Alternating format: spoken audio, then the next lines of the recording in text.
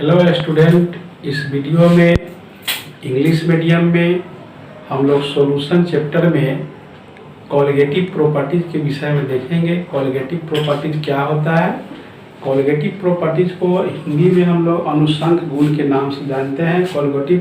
Colligative properties का meaning है कि किसी सॉल्यूशन का वह प्रॉपर्टी जो उस सॉल्यूशन में उपस्थित सॉलिड के नंबर्स ऑफ पार्टिकल पर डिपेंड करता हो, उसके प्रॉपर्टीज और नेचर पर निर्भर नहीं करता। मेरे कहने का मतलब किसी विलयन का वह गुण जो उसमें उपस्थित विलय की संख्या पर निर्भर करता है, उसकी प्रकृति एवं गुण पर निर्भर नहीं करता है, उसको हम कॉलिगेटिव प्रॉपर्टीज के नाम से जानते हैं। मेरे कहने का मतलब those properties of solution which depend numbers of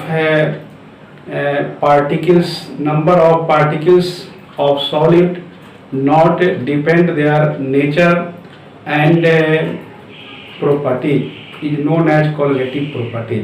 colligative property को दर्शाने वाले कुछ टॉपिक्स या टर्म्स हैं आपका ऑस्मोटिक प्रेशर्स, है ना, loading of vapour pressure, relative loading of vapour pressure, elevation of boiling point, depression of freezing point. ठीक है ना। मेरे कहने का मतलब किसी विलयन का वह गुण जो उस विलयन में उपस्थित विलय की संख्या पर निर्भर करता हो, उसके गुण एवं प्रकृति पर निर्भर नहीं करता, उसको कॉलिगेटिव प्रॉपर्टीज कहते हैं। और कॉलिगेटिव प्रॉपर्टीज को दर्शाने वाले कुछ टर्म्स हैं जो है आपका ऑस्मोटिक प्रेशर नंबर 1 में, number 2 loading of vapour pressure, number 3 relative loading of vapour pressure, 4th elevation of boiling point और 5th depression of freezing point. अब इन सबको अध्ययन करने से पहले, ऑस्मोटिक प्रेशर पढ़ने से पहले हम लोग ये जानेंगे ऑस्मोसिस क्या होता है।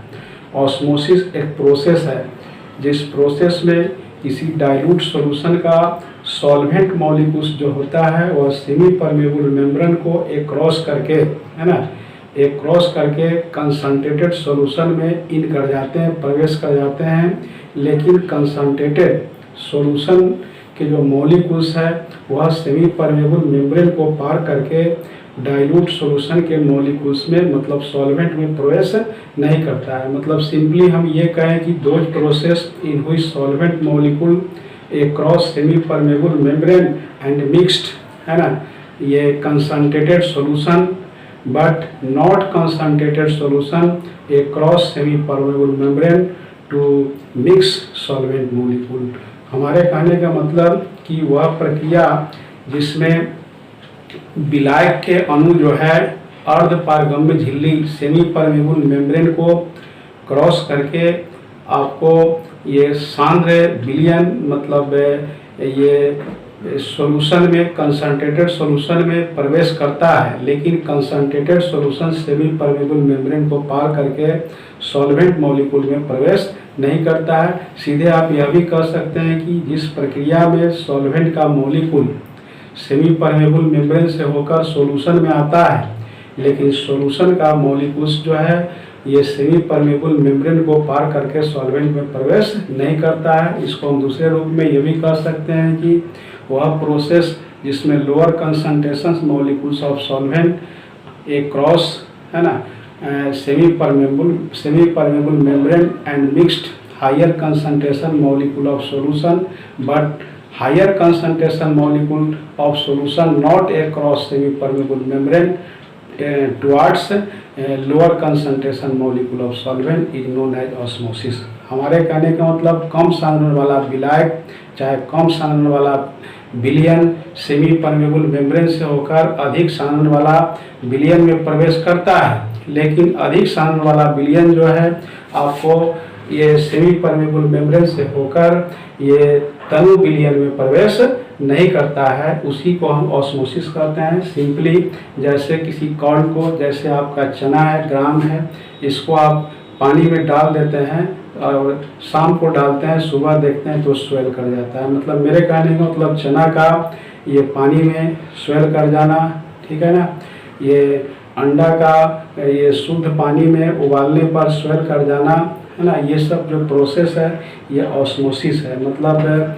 ये वाटर मॉलिक्यूल्स उसके अंदर प्रवेश करते हैं, लेकिन उसके अंदर के जो हायर कंसंट्रेशन मॉलिक्यूल है वो बाहर निकल के नहीं आता है। तो इस तरह के प्रोसेस को हम ऑस्मोसिस के नाम से जानते हैं, ठीक है ना। अब ये जाने कि सेमी परमेबल मेम्ब्रेन होता क्या है। सेमी परमेबल मेम्ब्रेन को हम लोग ये अर्धपारगम झिल्ली में हिंदी में बोलते हैं मेम्ब्रेन। सेमी परमेबल मेम्ब्रेन वैसा मेम्ब्रेन है जिससे आपका लोअर कंसंट्रेशन मॉलिक्यूल क्रॉस करता है, लेकिन हायर कंसंट्रेशन मॉलिक्यूल क्रॉस नहीं करता। मेरे कहने मतलब वह मेम्ब्रेन जो अपने से होकर विलायक को आने जाने की परमिशन देते हैं, लेकिन विलयन के अणु को आने जाने की परमिशन नहीं देते हैं, उसको हम लोग सेमी परमेबल मेम्ब्रेन के नाम से जानते हैं। जैसे आपका पर्चमेंट पेपर है, ये गॉल ब्लैडर है एनिमल्स का, है ना, ये अंडा का बाहरी आवरण है, ये चना का बाहरी ये आवरण है, ये सभी जो है चना का बाहरी आवरण, अंडा का बाहरी कवच, और ये गॉल ब्लैडर आपका स्किन, ये सभी जो है आपका सेमी परमेबल मेम्ब्रेन है।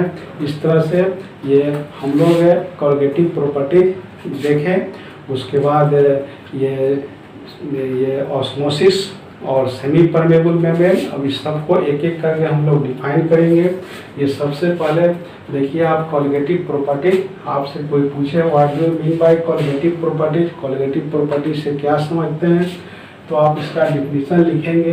दोज प्रॉपर्टीज ऑफ सॉल्यूशन, मतलब किसी सॉल्यूशन का वह गुण which depend only number of the particle of solid, है ना, मतलब जो उस विलयन में उपस्थित विलय के कणों की संख्या पर निर्भर करता है। मतलब those property of solution which depend only number of the particle of solid present in solution, मतलब विलयन में उपस्थित विलय की कणों की संख्या पर निर्भर करता है, but not depend their nature and property, लेकिन उसके प्रकृति और गुण पर निर्भर नहीं करता है। Is known as colligative property, is known as colligative property. There are following colligative properties of solution. विलयन के निम्नलिखित आपका कोलिगेटिव प्रॉपर्टी है। ये फर्स्ट में लिखा है ऑस्मोटिक प्रेशर, सेकेंड में है lowering of vapour pressure, third में है elevation of boiling point, fourth में है डिप्रेशन ऑफ फ्रीजिंग पॉइंट। इस चारों का अध्ययन करने से पहले हम लोग जानेंगे ये ऑस्मोसिस। ऑस्मोसिस को हिंदी में हम लोग परासरण बोलते हैं। ये परासरण क्या है, तो हम लिखेंगे those process in which solvent molecule of dilute solution through semi permeable membrane from concentrated solution is known as osmosis. मेरे कहने का मतलब वह प्रक्रिया जिसमें तनु विलयन का विलायक अर्धपारगम झिल्ली से होकर सांद्र विलयन में प्रवेश करता है, ऑस्मोसिस कहलाता है। इसी को हम दूसरे शब्द में, इन अदर वर्ड, दूसरे शब्द में हम बोलेंगे those phenomenon in which dilute solution across semi permeable membrane to concentrated solution is known as osmosis। Example के लिए एक सोयल इन वाटर, ठीक है ना। देखिए ये एक पॉट है, एक बर्तन है, जिस बर्तन में ये बीच में सेमी परमेबल मेम्ब्रेन और पारगम झिल्ली को रखा गया है। इसके बाईं तरफ सॉल्वेंट मॉलिक्यूल मतलब प्योर वाटर को रखा गया, और दाहिनी तरफ के पार्ट में सॉल्यूशन ऑफ शुगर मतलब चीनी का विलयन है। ऐसा करने से होता क्या है कि सॉल्वेंट मॉलिक्यूल मतलब वाटर के मॉलिक्यूल्स जो हैं सेमी परमेबल मेम्ब्रेन को पार करके ये शुगर के सॉल्यूशन में मतलब सॉल्यूशन ऑफ शुगर में आते हैं, लेकिन सॉल्यूशन ऑफ शुगर जो है सेमी परमेबल मेम्ब्रेन को ये क्रॉस करके वाटर मॉलिक्यूल्स में वाटर के साथ मिक्सअप नहीं होता है। मतलब जल और पारगम झिल्ली से होकर चीनी के विलयन में आता है, लेकिन चीनी का विलयन ये सेमी परमेबल मेम्ब्रेन से होकर वाटर में प्रवेश नहीं करता है। इस प्रोसेस को ही हम ऑस्मोसिस के नाम से जानेंगे। मतलब ऑस्मोसिस वह प्रक्रिया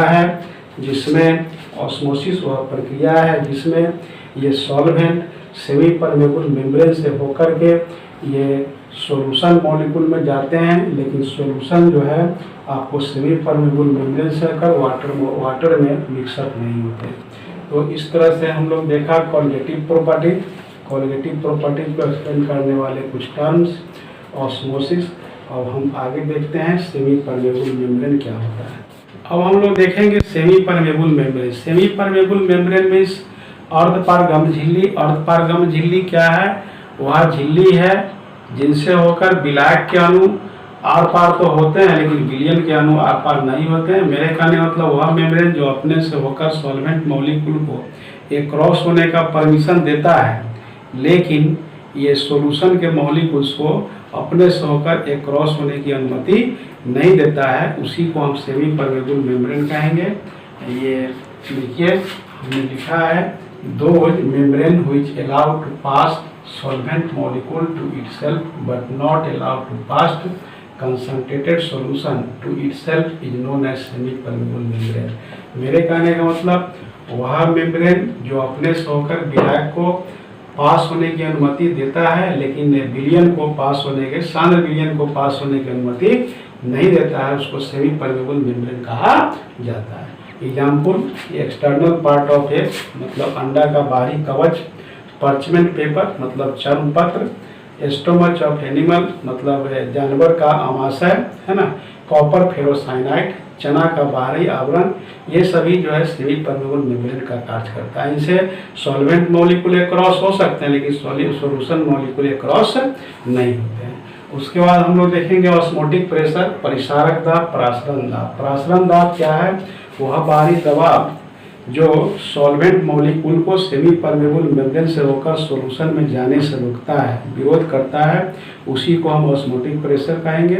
चाहे आप सीधे यह कह सकते हैं कि वह बाहरी दबाव जो प्रासरण की क्रिया का विरोध करे, ऑस्मोसिस का विरोध करे, उसी को हम ऑस्मोटिक प्रेशर के नाम से जानते हैं। मतलब those process which prevent process of osmosis is known as osmotic pressure. In other words, those external pressure which prevent है ना पास्ट ये solvent molecule across semi permeable membrane to concentrated solution is known as ये osmotic pressure. It's denoted by capital pi. मतलब osmotic pressure को हम लोग पाई से, capital पाई से स्विच करते हैं।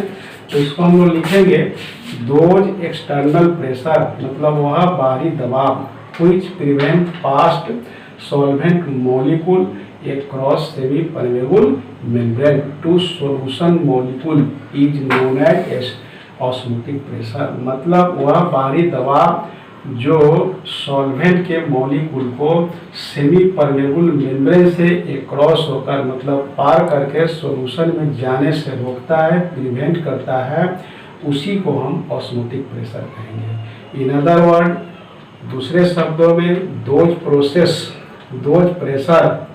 Pressure which prevent process of osmosis is known as osmotic pressure. It's denoted by capital pi. मतलब वह बाहरी दाब जो प्रासरण की क्रिया का विरोध करे, उसको हम ऑस्मोटिक प्रेशर के नाम से जानते हैं। इसको पाई से सूचित किया जाता है। तो इस वीडियो में इतना ही। नेक्स्ट वीडियो में हम